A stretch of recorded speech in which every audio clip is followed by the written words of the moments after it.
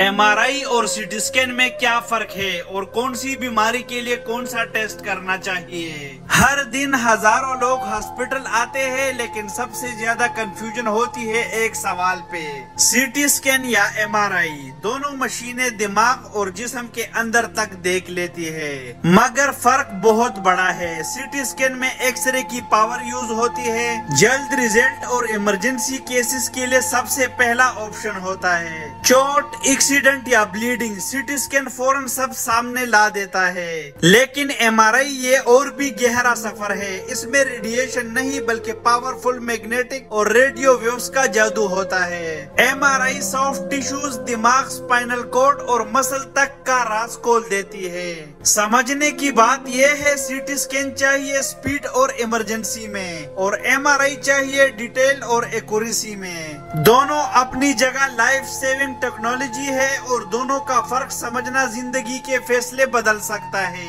Video सबके साथ share करें ताकि सबको समझने में आसानी हो, और मजीद इस तरह की वीडियोस के लिए पेज को फॉलो करना न भूलिए। शुक्रिया।